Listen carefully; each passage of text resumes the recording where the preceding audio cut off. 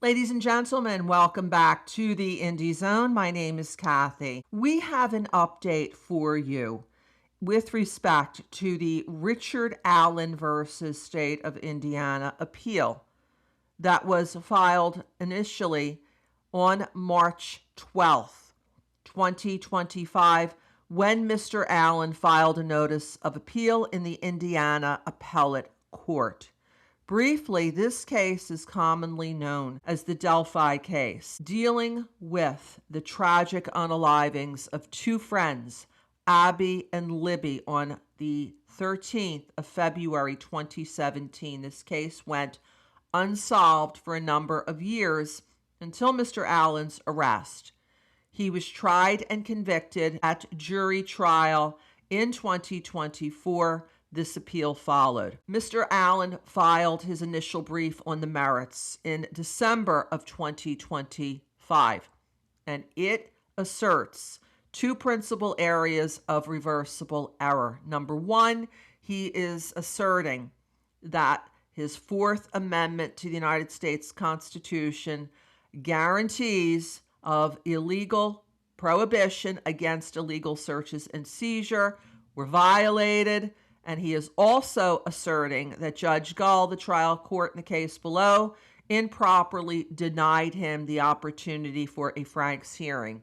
A Franks hearing is named after a famous United States Supreme Court case also dealing with the Fourth Amendment, and it focuses on allegations that the warrant affidavit was improper.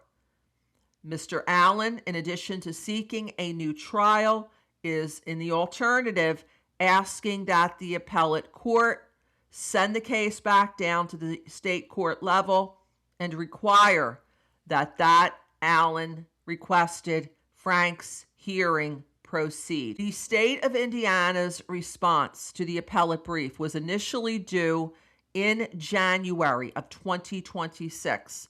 However, the state pointed out that just as Mr. Allen was granted extension of time, that they needed additional time to respond to the brief, and that request was granted.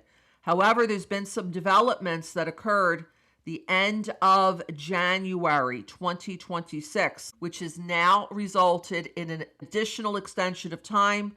What's occurred is that on January 23rd, the appellee, that is the state of Indiana, filed a verified motion to transmit supplemental, that means additional, documentary exhibits, and specific volumes were referenced in that January 23rd filing.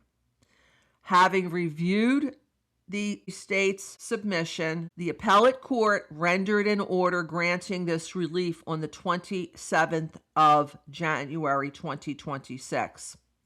It states, having reviewed the matter, the court finds and orders as follows. Number one, appellee's verified motion to transmit supplemental documentary exhibit volumes is granted. Number two, within 5 days of the date of this order, the Carroll Circuit and Superior Court's clerk is ordered to transmit the exhibit volumes filed on November 10th, 2025. And then number three, appellee's brief is due within 30 days of the date the exhibit volumes are received by the clerk of the court. 4, the clerk is directed to send this order to the parties, the trial court and the Carroll Circuit and Superior Court's clerk.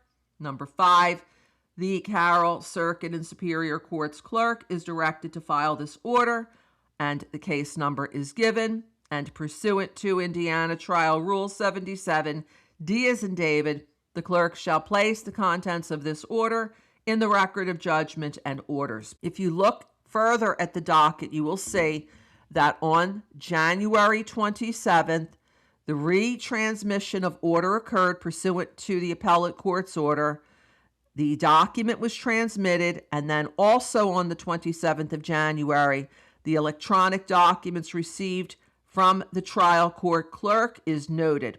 So therefore, it appears that this response to the initial brief on the merits will not be due until approximately 30 days from the 27th of January 2026, bringing matters to the end of February. We will continue to keep you posted as further developments arise in this appeal. Until next time, this is Kathy.